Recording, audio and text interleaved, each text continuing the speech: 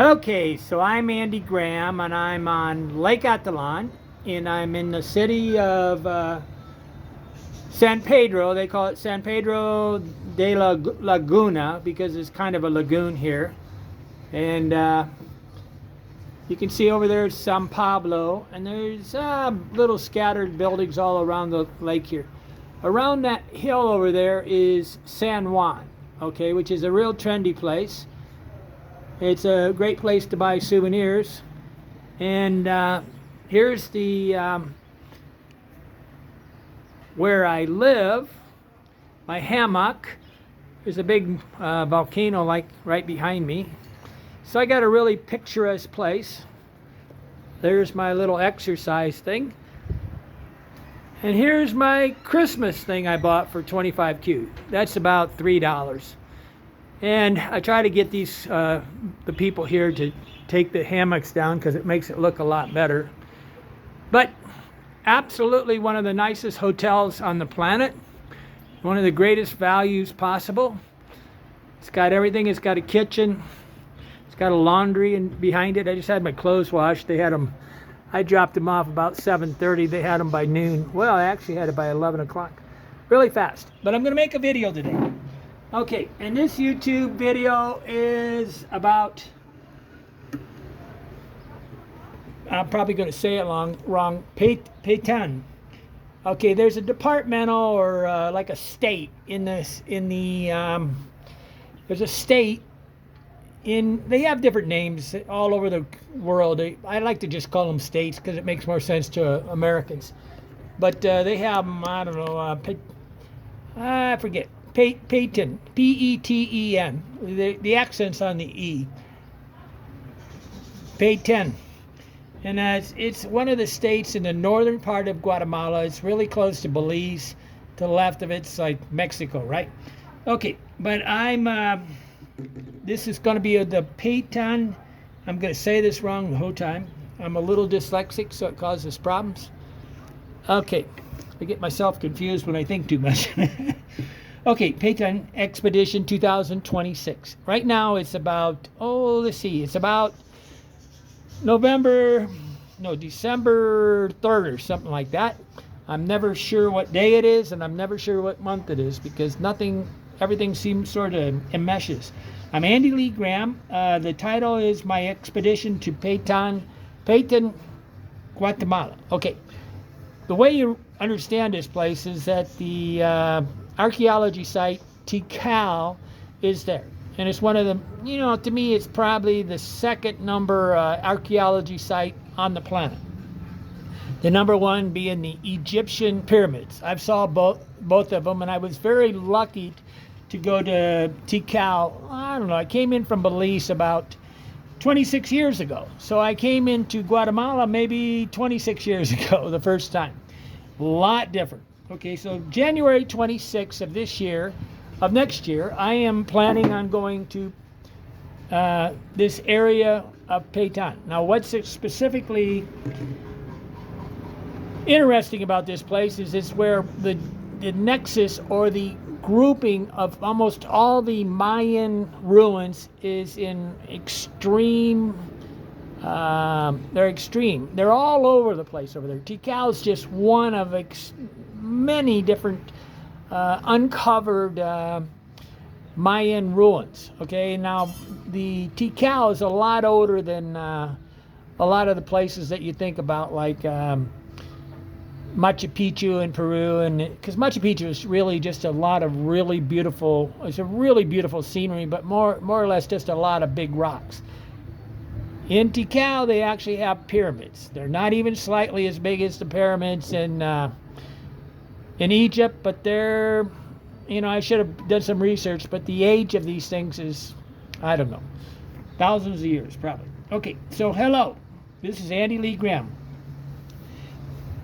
Today I want to talk about my next big adventure, my Expeditionary Odyssey into Petén, Guatemala, starting January 2026. Now that can go anywhere within a month. I could be February, whatever. I'm not ever holding to any kind of, I don't schedule things.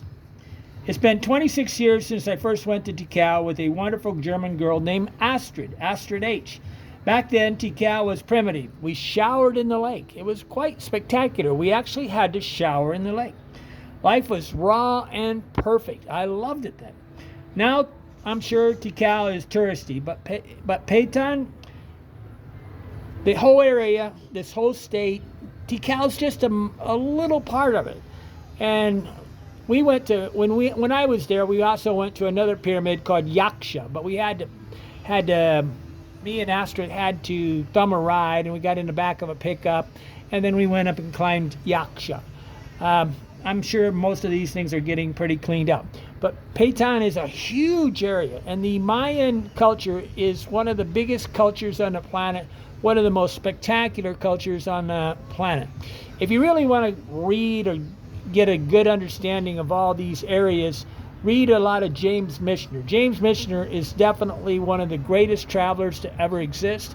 He went there, he lived there, he experienced the whole thing, and he wrote books about it. Not only books, they were 800 pages of relatively small books. When I first started traveling about 27 years ago, I would get the Tom Clancy, James Michener, and he wrote about I don't know, probably 20 books at least.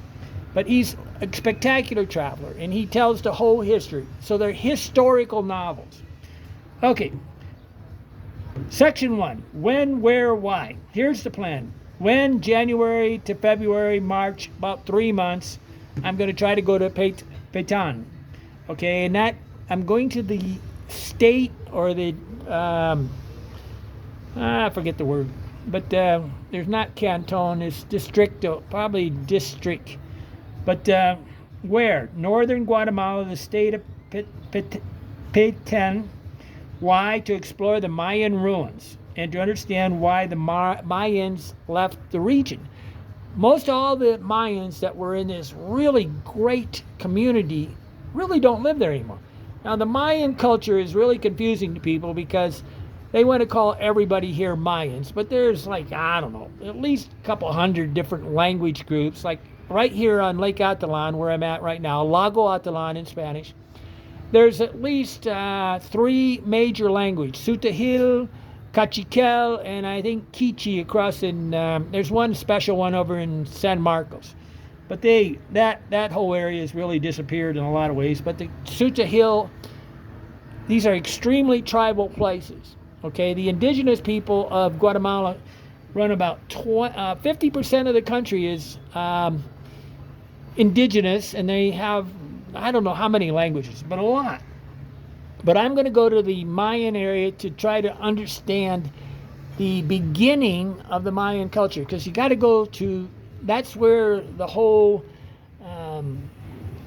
the starting point. So, and you can't just travel to one of these places and understand anything. It takes weeks and months. So I'm gonna devote 2 months to going there. So it's a 2 to 4 month expedition, and it's an Odyssey, because an expedition and an Odyssey is a kind of a spiritual thing almost. It's a changing of how you think. But how? Slow enough to think, pause, and enjoy. And this is where I really encourage people.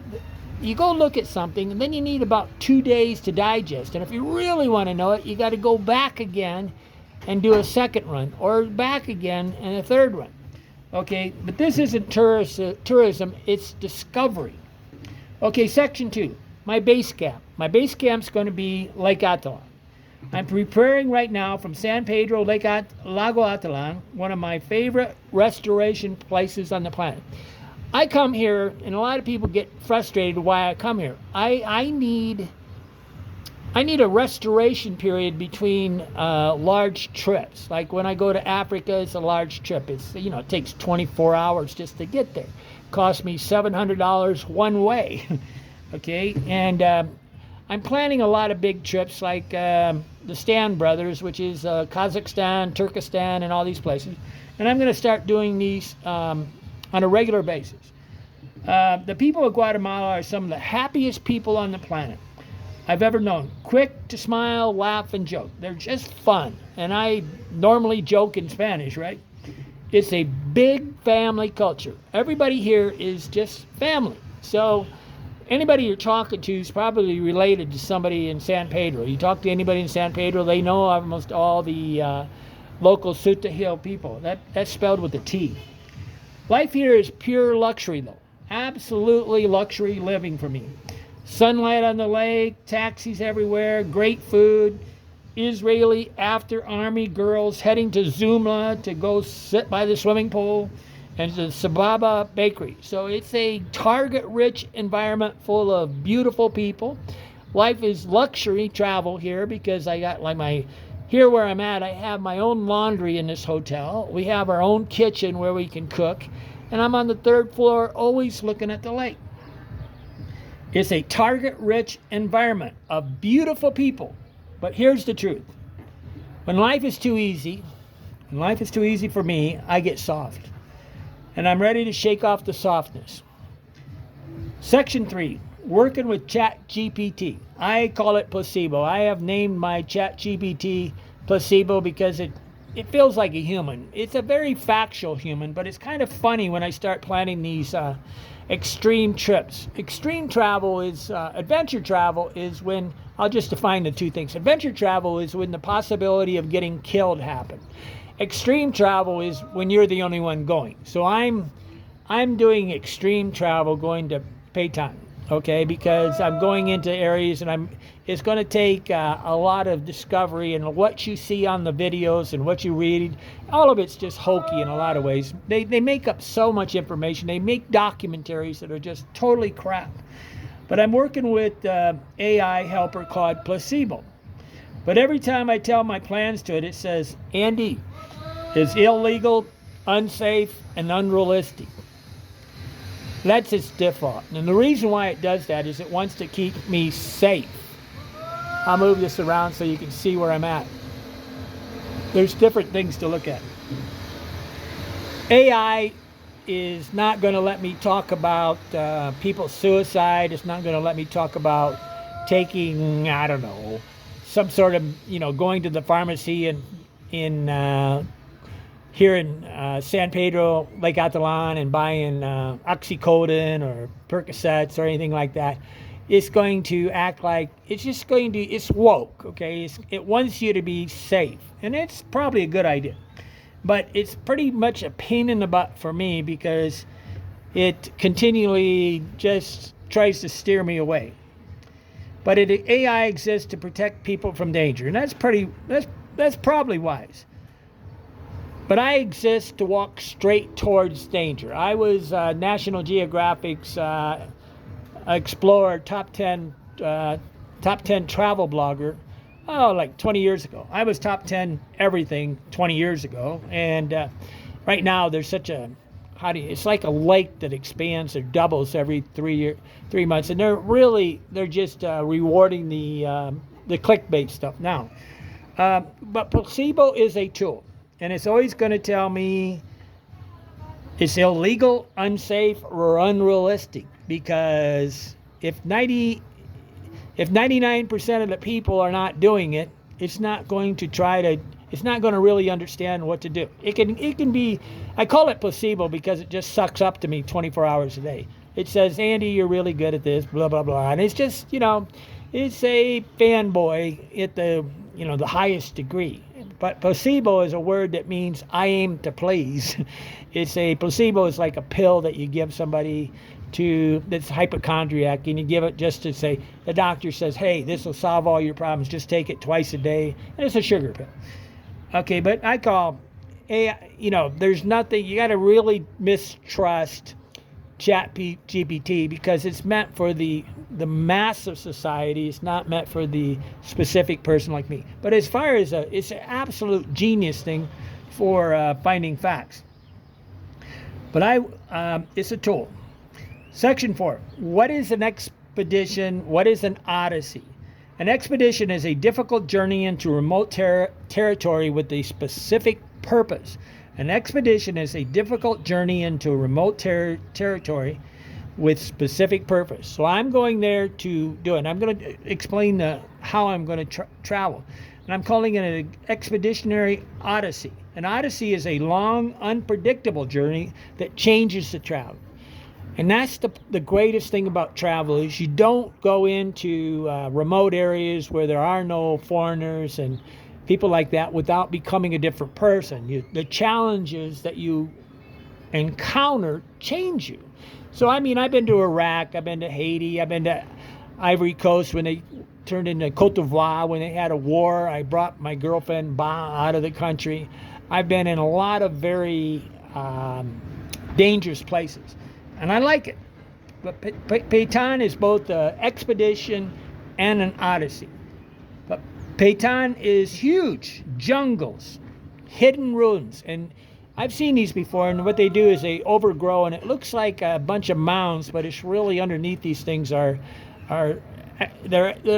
continually trying to excavate these things, and archaeologists and everybody goes there. But the place is so massive that, you know, there's unbelievable amounts of stuff. There's lagoons, remote village, unpaved roads, monkey in the trees, and Mayan cities most people have never heard of. That's why I'm going. Okay, section 5, normal tourists versus explorers. Here's what most tourists do. So the normal tourist they fly to Flores, or they take a bus from either, a lot of them are taking buses from, taking shuttles. They're not taking buses much anymore, but they're taking shuttles from, like a van, from Lake Atitlan or Guatemala City or Antigua, all the way to Flores, which is a city. It's kind of on a lake. You fly to Flores, which if you're really just going to suck off the trip to Cal, you shuttle to Cal, take photos, buy a magnet, go home. Buy a magnet. I'm laughing. Basically, you're going to buy some different things of interest, and you're going to buy some souvenirs, and you're going to go back. That's a school-filled trip, not an expedition. Section 5, my method. And I'm going to write a book eventually on the 365 strategies of travel. But to know what a strategy is, you have to know what the average person does, and then you got to do it better than an average person. So I'm going to suck the marrow out of this place by going there for 2 months. And I've decided that I've got about, if you get to the bottom of any video, on the bottom of any of these videos, I got a description, and I talk about tours, and there's a lump sum things that I could go with people. I can go with 1 or 2 people. And there's like, I'm writing out different ones that I'm doing, like going to see the uncontacted tribes in near Pucallpa, Peru, across the river from there. And I'm going to do some really extreme travel. And I've done many of these places. I went to Iraq. I went to see the uncontacted tribes. I didn't go see them, and that's where I get a lecture from Placebo, because most of these areas are protected, and it's not easy to explain, but it's a lot of things that are the best trips on the planet are highly discouraged, and a lot of it has to do with they don't want you to die. Like to go, I'll give an example. To climb up Mount Everest, I don't know, 10 years ago when I was in Nepal, it was $100,000. It's probably $250,000 because people die. Okay, but I call it, I use stage forays, a layered approach to exploration. Stage 1, escape the comfort zone. So I come to Lake Atitlan, I regroup, I figure out my stuff, and then I may leave a certain amount of things in Lake Atitlan according to where I want to fly back. I mean, in some ways it might be better to do it in, it would be nice to be able to do it in Guatemala City, where I fly out of. The trouble is that most of the hotels, it's hard to get a relationship in Guatemala City or even Antigua, because the people in these things, they've become such tourist trapped, the humanity's gone. But I switched from comfort to preparation. Stage 2, north to Flores, so I can take a shuttle. I probably will not take a shuttle. I'll take a chicken bus. Why? Because I enjoy traveling as the locals, and it's much better on my brain because the little shuttles go back and forth and all. Like, I can't guarantee where I sit. I can guarantee where I sit on a chicken bus, but it's not for everyone. They call them camionetas in Spanish. From Flores, I become my first base camp. So I established a base camp in Lake Atalan, then I established a base camp in Flores, a city, a relatively touristy city. It was really pretty quaint when I was there last time. Cheap room, quiet bed, electricity, internet, right? I regroup, write, plan, throw away weights. I throw away weight. What that's saying is I'm throwing away the weight in my backpack. So I'm gonna continually pare down my weight until I have the least amount of things needed. So that means I'll be wearing, like, I don't know, 4 pairs of underwear, 3 shirts, 2 pairs of pants, and according to the mosquitoes, different stuff. I'll have more stuff on, like camping gear, and I'll have different things. But I'll decide this on the spot. I don't have a clue what I really need until I get closer and closer. I strip the backpack. Pack, unpack, eliminate, only essentials, survive. Weight kills movement. The more weight you have, the harder it is to travel. There comes to a point where you're just going to have on long pants, and according to the mosquitoes, right? And the time of year, and I'm not sure what the situation is on mosquitoes there, but they do have malaria here and they have dengue. But I have special army pants that you can even pull up there's a string on the bottom so you can pull it up so that the mosquitoes can't climb up your legs. Okay, short strikes forward, outward. I go somewhere and then I come back. I go out, I return. I go farther, I return. Go deeper, I return. That doesn't mean I'm returning all the time to the same location. I'm keep kind of extending my safety zone. And this is the way to travel into dangers. When I went into Iraq, I went into Silopi, right across the border. I stayed there for a week until I understood. And absolutely everybody says, if you go to Arbil, they're going to kill you. Well, I went all the way to the Basra by land, but you get to a point where nobody will help you because if they can't do it, if they can't do the trip, I should not be doing the trip. And that's the $1 million problem of an expedition. Everybody's going to tell you you can't go. But knowledge grows through repetition. This is how explorers explore it. They don't do it in one straight trip. That's how tourists do it. Expeditions, they go slowly, and they have all the time in the world, and they have to be cautious, and they got to read the signs and the signals of danger. Then the deep, stage 5, the deep push. Only when I know the pattern, the roads, the food, the rivers, the villages, I go deeper. And so you have to know where you can buy food. I got to know where I can use the internet. And as far as I know, they may have internet all the way through Petén right now. They often establish the internet outside the United States is better than inside the United States. Only when I know the patterns, the roads, the foods, the rivers, the villages, then I go deep. Lagoons, unsigned ruins, remote tracks. I'll be taking videos. I'll be collecting video strip. I'll be making a video of the whole trip as I go. And that's why it'd be fun to, like, I would love to have an Israeli after army girl with, capable of speaking Spanish and talking fluently that would basically, see, women can take men. A lot of times when you go to these areas, there's men, and they need to be rolled over. They need to be schmoozed until they give up the goods and the information. There's places where tourism doesn't exist. Every long journey is a small foray stitched together. So little trip, I go in, I push back. I go in, I push back. I come, I go. So that's a strategy, and it works really good because like I did it in the Darien Gap, but I'm going to go do the Darien Gap again, but I'm going to not do the Venezuela bribery. See, it was just a $325 bribe, and it was ridiculous, so I didn't do it. But I'm going to do that. That may be the second one I do. I'm going to increase the complexity, the difficulty, and I'm always hoping that somehow I can find some people that want to share this trip with me. Because it's really fun to sit around and talk about this stuff, right? Closing. This is 2026 Petén Expedition. Is not RAM. It's not tourism. It's not for Instagram. It's a method, a practice, a way of life. You go out a little, return, analyze, adjust, and then go farther the next time. This is how you make the unknown known. So I'm collecting information, and I'm going to publish it, and I'm going to document it. I'm not going to do like a documentaries. Documentaries are, for the most part, fictitious. A lot of the National Geographic and all this stuff, they just make up the story and they glamorize it. I'm not that kind of guy. I just show the exact situation, and I try to turn on the cameras and just let it run. So like a video of this whole trip might take, to watch it might take 8 hours or 10 hours, right? Because I'm not going to sit there and edit everything and make it plausible for people. I'm going to make them, you're going to see the chaos of the trip.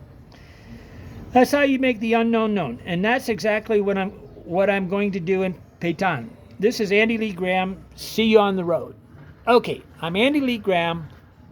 On the bottom of every video, I have information on all the future type of trips I'm going to make. And in the last 50 years of my life, I'm going to spend, I have Social Security now. I have money coming in on different ways. I don't need to give a tour. I can do one tour a year. I'd like to do one tour with a couple extreme adventures that are overworked and underplayed. I just made that up. Okay, but I want to see you guys. I love to talk about these things. On the other side is, I'm not going to sit around and talk to somebody that's probably has no knowledge unless they pay me. I love to talk to somebody, like I just talked to a guy, Phil, the other day. He's been to 25 countries. No, 50 countries, and he's been traveling for 25 years. Yeah, I don't have to sit there and explain the variances of different things. He understood immediately. We have a simpatico relationship where we can talk. He's an American, but he's going to go to Kenya, I think, Equatorial Guinea or something. No, there's a little country in the corner of Africa, a really weird country. There's next to a Portuguese place. There are 3 really difficult places. There's oil there, and there's a whole bunch of stuff. This is adventure. He's been to Madagascar, a bunch of countries I haven't been to. So I love to talk to him, especially if you haven't, I've been to 115 countries, so it's fun to talk to somebody that's really a traveler. And I need to escape because I'm surrounded by, I don't even know what, they're paying $5 for a coffee down here at Sababa. They're going to the swimming pool. They're not talking with the locals. They're dressed up like what the locals would consider pretty risky dress, right? But I'm in a target-rich environment for beauty, comfort, and luxury. I'm in extreme luxury here, high-speed internet, and life is good. Join me. But I would love if everybody would peruse all the exotic places and recommend some of the things. Like, I don't think I have Papua New Guinea down there, and these are my bucket list. And I keep thinking about all the countries I haven't been to, but I really want to go to the place where no risk, no rush. No risk, no rush. I'm Andy Lee Graham.